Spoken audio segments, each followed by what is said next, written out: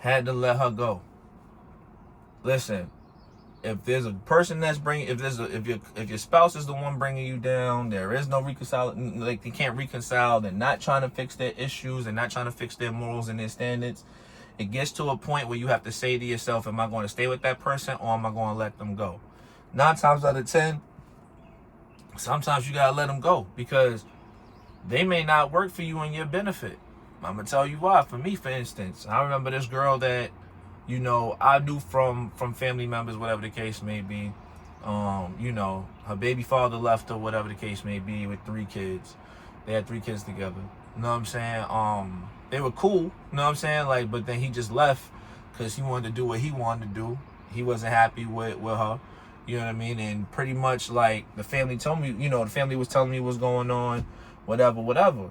I said, all right. Now, mind you, at the time, I got out of a 15-year relationship, but I was in and out of girls, like, meeting different girls like crazy, until, like, I had to realize and ask myself, what am I doing wrong that's not working out? You know what I'm saying? To where I could fix those issues. And maybe I could look at it from a female side who went through something similar than like I did, and move forward and see what those issues are and realign those situations to do better. So, I told her she was beautiful, the whole 9 yards. I just started getting opinions and asking questions and being on the phone, right? So we were attracted to each other. So I ended up meeting her in Coney Island, right? I met her on the strip of Coney Island, and we sitting there having sushi, whatever, we talking. All right, cool. Everything is copacetic. Everything was going good, And one thing for certain, like, we still both don't know each other, why our fallouts happened between the relationships that we had. But at the same time, we don't know each other's personality. I'm a person, I like to break the ice. I don't believe in honeymoon phases. I don't believe in none of that. I'm straight to the teeth. That's just how it is, because I can't do the fakeness. I got to be real, right? All right, bet. So I'm asking her personal situation, her personal preference. She wasn't working. She was just living off of child support, and she wasn't trying to do anything. Her number one thing was she was trying to wait for the kids to get up, I think, 10 years of age, and then try to work, whatever. You know what I'm saying? I'm being honest. Y'all probably think she black. She wasn't black. She wasn't Spanish. She was Asian. I was going to put that out there. She was Asian, right? My first Asian girl, right? All right, boom. So I tell her, you can't just rely on the fact of somebody's child support, because what happens if that person gets on their feet, do what they have to do? Yeah, they paying child support, but if they got support on their end, they can always go back and try to get joint custody. You get joint custody, then it's just pretty much tit for tat. You pay a certain amount, he pays a certain amount. At the end of the day, you can't just rely on that. You have to, get yourself together, right? And she was like, I don't know. I said, think about it. The more you doing that, you got to understand time is ticking. Not everybody stays in the same place over time. They're trying to move up, and they'll do anything in their power to do so. And you should be doing the same thing as well. And I remember, like, she was just like, but I'm not going to get to see my kids as much. I said, honestly, there's nothing wrong with spending time with your children and stuff like that, but there's also a time for you need to be a grown-up, and you got to do grown-up things. It is what it is. Like, you got to think about it. When they get older, they ain't going to be thinking about you the way you're thinking about them. You know what I mean? You got to do what you got to do for you as well. All right, boom. So we get to a situation. She starts looking for jobs. I see her, pushing herself. She's, like I said, I'm the person that I'm a support system, but I'm a person that also keeps it real at the same time. You know what I mean? Like, that's just my number one thing. I can't live in a facade. I'm not that person. All right, bet. She does what she has to do. She gets the job. You know what I mean? She works for somebody who helps her out. You know what I'm saying? A friend of one of her, a family friend, whatever. I'm gonna leave it there, right? So she gets the job. She's starting off a little stagnant, whatever the case may be. Because she still has to, take the kids to school, whatever, and then go to work. I said, yo, you gotta do what you gotta do. Just stay consistent on your path. You're gonna make it there. She and I, like, the fact that I stayed by her corner. She did everything on her own. I'm not taking nothing away from her. But sometimes you need that person with that support system that you need that. I was like, pause. I was like her cheerleader. Like, I was her coach. Like, I was the one that, like, stay with the job. Do what you gotta do. Yeah, you coming in a little bit later, but as long as you put the time in, and you put that paper in, and you put that motivation in, you gonna see better results. over time she got better results, and which was a great thing. You know what I'm saying? She saw better results. She got a promotion within she got 2 promotions within 1 year. She ended up going from 45,000 to I think almost 75,000 a year in 1 year, less than a year, right? Because I knew her potential.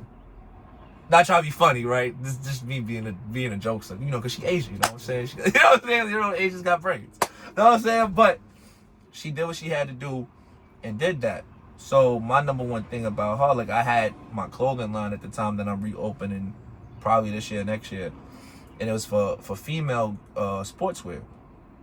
And I'm telling her, like, you know, I had this particular girl that was working for me and it started moving.